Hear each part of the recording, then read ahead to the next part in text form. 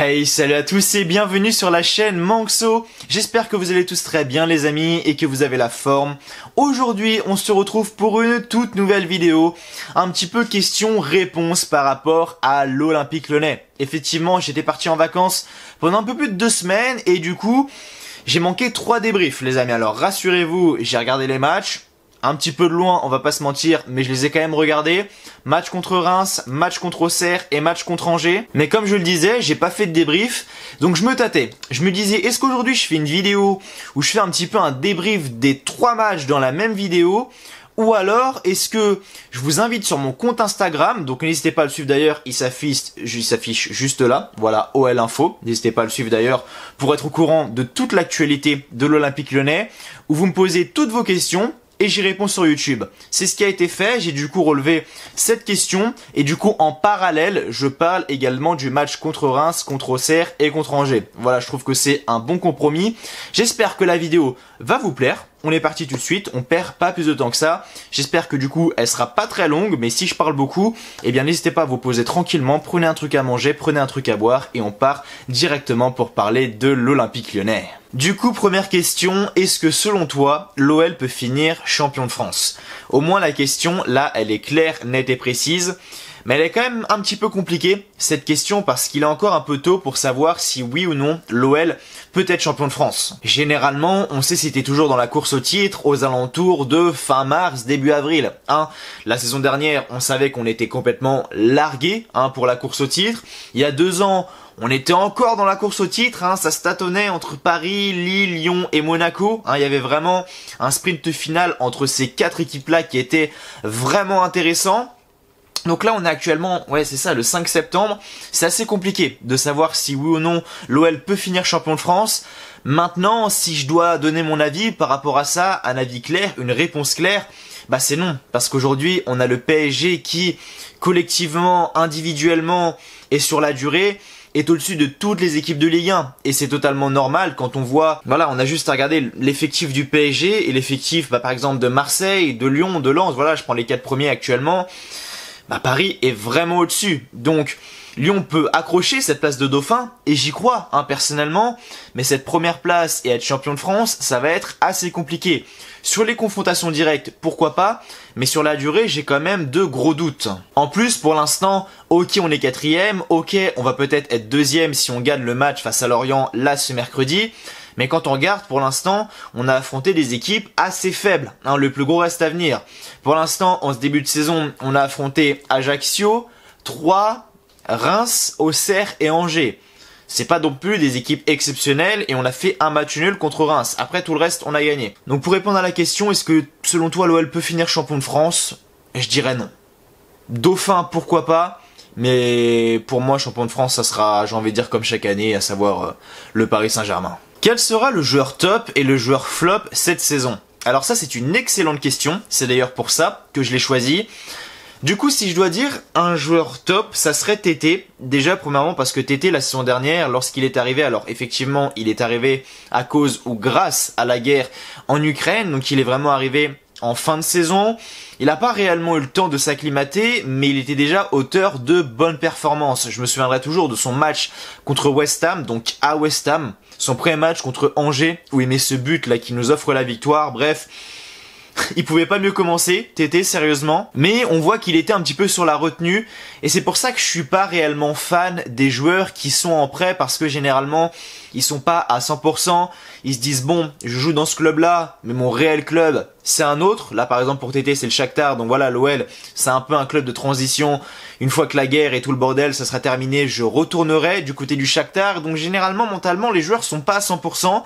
Mais là, étant donné que j'ai bon espoir que Tété signe chez nous cet hiver, voire même l'été prochain, je pense que Tété va réaliser une grande saison. Et actuellement, on le voit, ça se confirme. Depuis le début de saison, Tété est auteur de beaucoup de buts, pas mal de passes décisives, même dans le jeu, il est très intéressant, il percute énormément, il dribble, comme je le disais, il marque, il est collectif, bref, rien à dire. Franchement, Tété, je pense qu'il va réaliser une grande saison.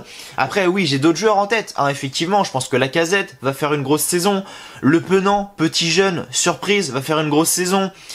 Loukeba, Malo Gusto, voilà des joueurs comme ça, Tagliafico également bonne surprise, donc il y a pas mal de joueurs qui je pense vont toper, mais s'il y a un joueur pour moi qui sort du lot, bah ça serait Tété. Maintenant, si je dois dire un joueur qui va flopper, bah c'est un petit peu compliqué parce que depuis le début de saison, j'aime beaucoup ce que je vois. Maintenant, s'il y en a un qui pourrait peut-être flopper par rapport aux autres, ça serait peut-être Karl Toko Ekambi, et encore là il a fait 2 bons matchs, mais... On l'a vu, Karl Toko Ekambi en ce début de saison, c'était extrêmement compliqué, il en a pris plein la gueule par les supporters, et il s'est rattrapé, notamment face à Auxerre et face à Angers, donc on voit encore une fois que pour ces gars-là, ça joue au niveau du mental, tu vois. Donc j'ai pas réellement de flop, mais si je dois en dire un, ouais je dirais Karl Toko Ekambi, qui pour moi va faire un petit peu des montagnes russes, hein.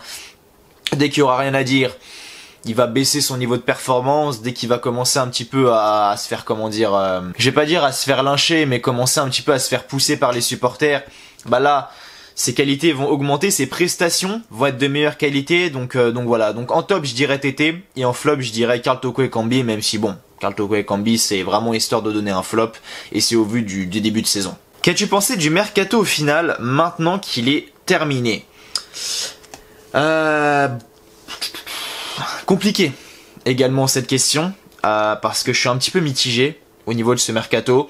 J'en ai pas parlé parce que voilà, j'étais en vacances, mais il faut savoir que la vente de Paqueta, je l'ai un petit peu mal pris. Voilà, quand Jean-Michel Aulas fait des beaux discours là, fin de saison dernière, en disant que voilà, le but c'est de reconquérir l'Europe, pardon, que le but c'est d'être à nouveau présent sur la scène européenne, que les ambitions sportives sont au plus haut, et que tu vends ton meilleur joueur. Bah, je prends ça un petit peu comme du foutage de gueule. Après, je peux totalement me tromper, mais moi, c'est comme ça que je le prends. Après, vous allez me dire, oui, mais il y a le retour de Lacazette, il y a le retour de Tolisso, il y a Tagliafico qui est arrivé, etc. Oui, mais pour moi, Lacazette, Tolisso, j'ai pas envie de dire que c'est de la poudre aux yeux, parce que c'est des joueurs qui, actuellement, sont performants. Lacazette, on le voit depuis le début de la saison, il fait un très bon début de saison. Corentin Tolisso, c'est un petit peu compliqué, mais on sait qu'un Corentin Tolisso, à son niveau, c'est un des meilleurs milieux de terrain de Ligue 1. Ça c'est sûr. Donc j'ai pas envie de dire que c'est de la poudre aux yeux, mais j'ai envie de dire voilà, la technique de Jean-Michel Aulas est de faire revenir les anciens pour faire plaisir aux fans. Et en secret, tu vois, de mettre de côté les joueurs qui sont appréciés par les fans, comme Lucas Paqueta, mais qui sont également très performants sur le terrain, qui coûtent cher, qui te rapportent énormément d'argent pour ensuite les revendre. On l'a vu avec Bruno Guimaraes. Qu'est-ce qui s'est passé juste après? Paf, on recrute Tanguy Ndombele, ancien joueur de l'OL qui avait réalisé des performances exceptionnelles. Là, qu'est-ce qui se passe? Hop, on vend Paqueta, et juste avant, on recrute Lacazette et Tolisso. Et tes ambitions, c'est voilà, de jouer le podium en Ligue 1, de reconquérir la scène européenne, parce que oui, Lyon en Europe ces dernières années, à part le Final 8, bah c'est un petit peu compliqué. Donc voilà, j'ai eu du mal un petit peu avec ce mercato. Voilà, parce que oui, on est arrivé, on a eu qui, que je me trompe pas, hein, on a eu du coup Ryu de Caen, on a eu Le Penant de Caen, on a eu Tolisso du Bayern, on a eu Lacazette d'Arsenal, on a eu Saël Koubendi, le petit jeune du Havre, bonne recrue ça aussi, Tagliafico du coup, et il me semble que c'est tout, à moins que j'en oublie un autre, mais je crois que c'est tout. Vraiment comme recrue majeure, hein, je parle. Il me semble que c'est tout. Après, au niveau des ventes, je suis un petit peu déçu. Je suis un petit peu déçu parce que j'attendais vraiment à ce que l'effectif soit dégraissé. Mais vraiment dégraissé. Et quand on regarde, on a encore des joueurs qui étaient indésirables et qui sont encore là. Je pense, les deux là qui me viennent à l'esprit, c'est Jérôme Boateng et Oussem Aouar. Et Jérôme Boateng, Peter Bosz n'en veut plus. Il parle peut-être même de le faire jouer en national, si l'OL n'arrive pas à résilier son contrat. Et Oussem Aouar, il avait plus la tête à l'OL, enfin il a plus la tête à l'OL déjà depuis plusieurs saisons maintenant. T'avais je sais pas combien de rumeurs cet été, le Betis Séville, Nottingham Forest, l'AS Roma, Leicester, bref, t'avais je sais pas combien de clubs. Et finalement, le mec reste à l'OL. Va savoir pourquoi, j'en ai aucune idée. On a vendu qui après? On a prêté Youssouf Koné du côté d'Ajaccio, on a prêté Chino Kadewere. Jason Denayer est parti, il a toujours pas trouvé de club d'ailleurs. Léo Dubois, il a été vendu à Galatasaray. Bref, j'attendais vraiment un gros dégraissage. Et finalement, bah, il n'y en a pas eu tant que ça. Il n'y a pas eu tant de ventes que ça, pardon. Donc ouais, bon, si je dois donner mon avis final, un petit peu bilan par rapport au mercato, bah je dirais un petit peu mitigé. Voilà, je dirais mitigé. Je suis pas satisfait à 100%. Voilà, pour moi, le mercato idéal, voilà, j'aurais dit que ça aurait été un bon mercato si on aurait gardé Paqueta et si on aurait réussi à vendre Oussama Aouar et Jérôme Boateng. Jérôme Boateng totalement indésirable et Oussama Aouar qui aurait pu partir je sais pas combien de fois. Donc voilà, pour moi le mercato idéal, bah ça aurait été ça. Donc ouais, je suis un petit peu, je vais pas dire déçu, mais extrêmement mitigé. Tu penses quoi de Thiago Mendes en défenseur central, car beaucoup le critiquent, donc j'aimerais avoir ton avis là-dessus. Alors j'en ai déjà parlé un petit peu lors de mes débriefs la saison dernière de Thiago Mendes en tant que défenseur central. Je trouve que c'est pas déconnant. Voilà, quand tu vois qu'aujourd'hui t'as que Jérôme Boateng qui n'est plus désiré par Peter Bosz, que ensuite t'as Damien Da Silva où c'est extrêmement compliqué. Après oui, t'as Sinele Diomandé. Ok, pourquoi pas, mais bon, Peter Bosz n'a pas l'air de lui faire confiance actuellement, en tout cas du moins pas à 100%. Donc pour moi, Thiago Mendes, franchement, ça fait le taf. Thiago Mendes est extrêmement critiqué, mais je pense qu'il est plus critiqué par rapport à l'affect que par rapport à ses performances sur le terrain. Comme on le sait, l'été dernier, donc pas cet été-là, mais l'été d'avant, Thiago Mendes, il a eu un comportement, j'ai envie de dire, un petit peu déplacé par rapport à l'Olympique Lyonnais, et surtout sa femme par rapport aux déclarations et par rapport aux stories qu'elle postait sur Instagram. Donc les supporters lyonnais l'ont eu un petit peu en travers de la gorge et c'est totalement compréhensible. Moi je me souviens, l'un des premiers matchs à domicile la saison dernière, c'était contre Clermont. J'y étais parce que j'étais en vacances, j'étais pas très loin, donc voilà, j'ai décidé d'aller au stade. Quand Thiago Mendes est rentré sur le terrain, mais comment le mec s'est fait siffler, c'était affolant. Et ce gars-là, il a jamais rien dit. Tu vois, il a jamais mal répondu aux supporters, il a jamais fait un chute devant le virage nord, il a jamais rien dit. Il a travaillé.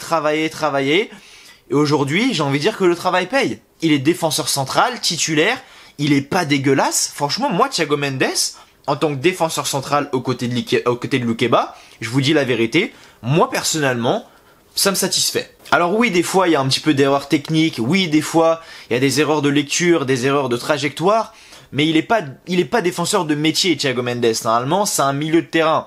Donc voilà, il a quand même pris le risque et la responsabilité, surtout de reculer en défense centrale, et il l'assure à ce poste. Donc voilà, actuellement, j'ai envie de dire, ok, Thiago Mendes en défenseur central, mais pour tous ceux qui le critiquent, qui vous voulez mettre? Comme je le dis, Boateng, il est relégué, je veux dire, Bosz n'en veut plus. Damien Da Silva, j'ai pas besoin d'en dire plus. Et Sinele Diomandé, ouais, pourquoi pas. Mais Sinele Diomandé, le peu de matchs qu'il a fait la saison dernière, il se blesse. Je veux dire, la saison dernière, Diomandé, il se blesse contre Marseille. Le match a duré 2 minutes, donc c'est un petit peu compliqué. Aujourd'hui, il n'y a pas non plus 36 solutions. Donc pour moi, Thiago Mendes est un bon choix. Et je suis assez satisfait de ses performances. Donc je trouve que la charnière Loukeba-Mendes marche bien. Elle a également bien marché la saison dernière. Donc pour moi, Mendes, je le laisserai en tant que défenseur central. Un avis sur l'arrivée de Koumbedi. Alors j'en parlais tout à l'heure. Sel Koumbedi, nouveau joueur recruté par l'Olympique Lyonnais l'avant-dernier jour du mercato. Il me semble, si je dis pas de bêtises. On l'a recruté pour 1 million d'euros. Du côté du Havre, et franchement pour moi c'est une très très bonne recrue. Déjà premièrement il est là pour être doublure de Malo Gusto. Il a réalisé de belles performances avec le Havre, il a également réalisé de belles performances avec l'équipe de France Espoir, donc je suis assez content de cette recrue. Je voyais pas mal de supporters un petit peu râler par rapport à ça, mais moi sincèrement je comprends pas. Je comprends pas parce que le mec il est là pour être doublure de Malo Gusto, et les gens gueulent. Mais ça servait à rien de prendre une top star. Malo Gusto est notre titulaire indiscutable. Pourquoi aller recruter un excellent défenseur droit? Au contraire, là tu prends un petit jeune qui va progresser, qui va évoluer dans le monde de la Ligue 1. En plus, de ce que j'ai compris, il a pas hésité pour signer à l'OL. Dès qu'il a vu que l'OL était sur lui, le gars il a pas hésité, il a dit ok j'y vais, je fonce. Donc il accepte finalement ce rôle de doublure, il va progresser. Lorsque Malo Gusto aura besoin de souffler, parce que oui ça va arriver, lors de cette saison, parce que oui, Malo Gusto, même s'il y a que un match dans la semaine, à un moment il va fatiguer. Quand tu vois le nombre d'allers-retours qu'il fait dans un match, voilà, ça a beau être une machine, à mon avis, à un moment il va quand même être fatigué. Donc avoir une doublure comme celle Koumbedi, bah c'est pas déconnant. Donc franchement ouais, je trouve pas ça déconnant, parce qu'en plus comme je le disais, il a été auteur de belles performances avec le Havre et avec l'équipe de France Espoir. Et surtout, et là voilà, je parle dans le futur, je me projette peut-être un peu trop, mais je pense qu'avec un joueur comme ça, tu vas faire une certaine plus-value. Actuellement, Koumbedi tu l'as acheté 1 million d'euros, je vous mets je vais pas dire mes deux mains coupées, mais en tout cas je suis sûr à 90%. Voilà, on sait jamais, hein, blessure, mauvaise prestation, bref, on sait jamais ce qui peut se passer dans le football. Mais je suis sûr à 90% que ce mec-là, on l'a recruté à 1 million d'euros. Je suis sûr que d'ici quelques années, on va le revendre beaucoup plus cher. Et on va faire une énorme plus-value sur ce joueur. Parce que ce joueur, c'est un putain d'espoir. Et il est considéré comme l'un des futurs meilleurs latérales droits de France. Donc, voilà. Franchement, bonne recrue. Et je comprends vraiment pas les supporters qui gueulent en mode oh là là, pourquoi on prend lui, pourquoi on prend pas un plus gros nom, etc. Ça sert à quoi? C'est juste une doublure. Malo Gusto est titulaire. Ce gars-là, il va être remplaçant. Pourquoi prendre un gros nom? C'est totalement inutile. Donc pour moi, je suis très content de l'arrivée de Sel Koumbedi. Comme je l'ai dit, parce que voilà, petit jeune, il va progresser.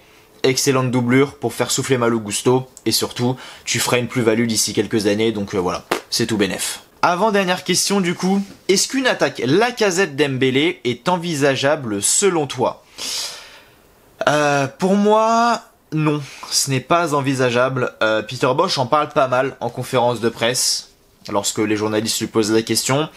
Mais je pense que c'est pas dans ses plans. Actuellement, pour moi, Peter Bosz veut vraiment jouer avec 3 attaquants, à savoir un numéro 9, qui actuellement est Alexandre Lacazette, et 2 ailiers, à savoir Tété, et Karl Toko Ekambi. Bosz, il a quasiment toujours fonctionné comme ça. 2 ailiers, un numéro 9. Donc je le vois mal changer son système et passer par exemple à un 4-4-2 avec 2 attaquants pour aligner Moussa Dembélé et Alexandre Lacazette. Maintenant c'est possible, on ne sait jamais, mais comme je le disais, j'ai vraiment beaucoup de mal. Pour moi le système là lui convient très bien. Tété, comme je le disais, il est auteur de belles prestations. Lacazette actuellement c'est pareil, numéro 9, profil très différent de Moussa Dembélé. Voilà, Lacazette il apporte beaucoup plus dans le jeu, il vient beaucoup plus décrocher, beaucoup plus orienter le jeu pour fluidifier le jeu lyonnais. Et Karl Toko Ekambi, Peter Bosz a l'air de vraiment beaucoup l'aimer. Donc je le vois pas changer son système pour justement aligner Moussa Dembélé et Alexandre Lacazette. Moussa Dembélé qui en plus a refusé de prolonger à l'OL et qui partira gratuit la saison prochaine. Donc non, je vois pas une alliance Lacazette-Dembélé. En tout cas, sur la compo de départ. Peut-être en cours de match, pourquoi pas. Mais sur la compo de départ, pour moi, on restera comme ça sur un 4-3-3 avec un attaquant, 2 ailiers, 2 relayeurs derrière, un numéro 6 et puis voilà. Donc pour moi non, ce n'est pas envisageable. Même si actuellement j'ai rien à dire parce que dès que Moussa Dembélé rentre, bonne perf. Le mec, il nous sauve le cul à Reims parce qu'on perd 1-0, il nous marque un but de la tête là dans les dernières minutes de jeu. 1-1, rien à dire, il nous sauve un point. Et là il marque également pareil contre Angers. Donc rien à dire concernant Moussa Dembélé, pardon, je suis assez satisfait. Donc voilà, mais pour répondre à la question de base, non, je ne pense pas que une attaque Lacazette-Dembélé serait envisageable. Et du coup, donc dernière question, pourquoi n'as-tu pas fait de débrief pour les 3 derniers matchs? Ça nous manque, donc j'aimerais savoir ce que tu en as pensé. Bah merci beaucoup, ça fait vraiment extrêmement plaisir. Donc pourquoi j'ai pas fait de débrief pour les 3 derniers matchs? Bah comme je le disais, j'étais en vacances et je vous en avais parlé dans ma vidéo, donc c'était le débrief face à 3.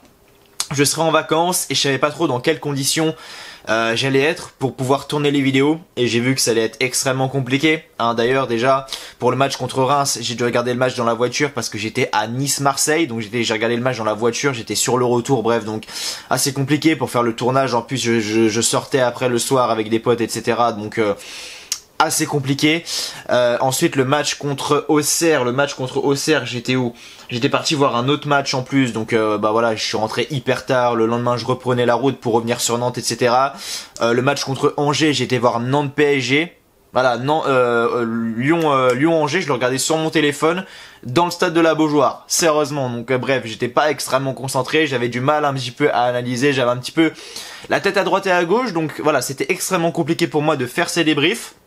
Donc voilà, je vous en parlais là vaguement, c'est pour ça que je fais cette vidéo d'ailleurs, c'était principalement pour ça. Donc qu'est-ce que j'en ai pensé en quelques mots? On va commencer par le match contre Reims. Du coup pour le match contre Reims, j'étais extrêmement déçu. On a réalisé une prestation médiocre, ouais j'ai envie de le dire, médiocre. Rien n'allait.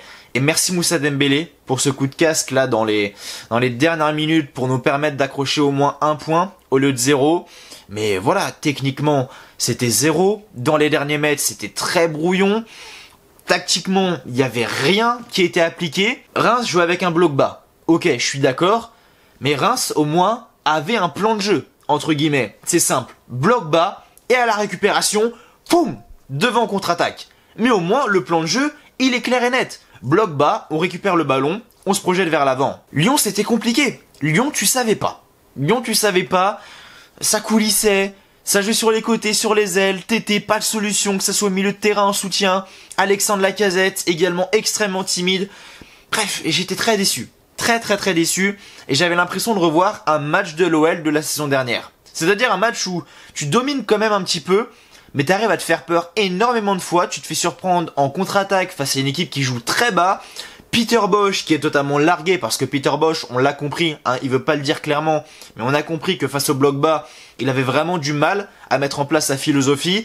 Donc ouais, j'étais extrêmement déçu par rapport au match à Reims, un partout, j'étais dégoûté, je me dis putain ça y est, on commence, et ça va faire comme la saison dernière. Et vraiment j'étais énervé. Bon finalement c'était un petit peu mieux contre Auxerre et mieux contre Angers, mais on voit vraiment que contre les blocs bas, on a beaucoup de mal, et c'est pour ça que je m'inquiète aussi un petit peu pour le match qui va arriver là mercredi contre Lorient. C'est que Lorient, c'est un petit peu la même chose que Reims, ça joue bloc bas, et t'as Mofi mon pote qui prend le ballon et qui part tout seul vers l'avant. Bah là c'était un petit peu pareil par rapport à Reims, donc ouais j'ai été très déçu pour ce match contre Reims. Donc voilà, match contre Reims assez décevant. Contre Auxerre, c'était un petit peu mieux quand même, on va pas se mentir. Il y avait rien de folichon en soi, c'était quand même un petit peu plus propre dans le jeu. Voilà, Auxerre était une équipe qui se livrait un petit peu plus, donc c'était un petit peu plus facile pour nous. On a vraiment dominé quand même, hein, on va pas se mentir, surtout en première période, il y a eu un nombre incalculable d'occasions qui auraient dû rentrer. Bravo à Benoît Costil qui a réalisé une très belle première période. Une deuxième mi-temps sympathique également. Donc je pense qu'il a quand même réussi à tenir Auxerre. Maintenant voilà, on gagne quand même 2-1 entre guillemets à l'arrache. On a d'ailleurs failli prendre un but à la fin. Bref, c'était un petit peu compliqué, hein, quand même contre Auxerre. Mais voilà, les 3 points sont là. C'est le principal. Et pour terminer, Angers. Alors là, Angers, c'était une démonstration. Hein, rien à dire. RAS, rien à signaler, très bon match de la part de l'OL, très peu d'opposition en face. Angers, je pense qu'il faut qu'ils s'inquiètent quand même, parce que là, si je dis pas de conneries, ils ont que 2 points, ils sont 19e, ils sont juste devant Ajaccio qui ont seulement 1 point, donc Angers va falloir peut-être qu'ils mettent la seconde quand même à un moment donné, donc ouais, 5-0, clair, net et précis. Il n'y avait pas une réelle opposition, donc voilà, assez satisfait du match, même si voilà, comme je vous le disais, il n'y avait pas une réelle opposition. Voilà, les buteurs ont fait le taf, hein, Lacazette, doublé de Carl Toko Ekambi, but de Loukeba sur corner qui devance Bernardoni. Bref, c'était sympa. But de Moussa Dembélé ensuite qui fait une énorme percée. J'en parlais tout à l'heure, mais Moussa Dembélé il te met un but mon pote parce que il fait une énorme percée, il accélère, il se retrouve vraiment excentré. T'as un l'angle du but qui est extrêmement faible et il arrive à la mettre là sous le ventre de Bernardoni. Bon, Bernardoni ne doit jamais prendre ce but d'ailleurs. Parce que Moussa Dembélé est tellement excentré et Bernardoni doit tellement bien boucher son angle que jamais il doit le prendre, mais il le prend. Donc pour moi ce but il est pour lui, mais voilà, ça n'enlève rien à la prestation de l'OL. Donc ouais, j'étais très content de ce match face à Angers.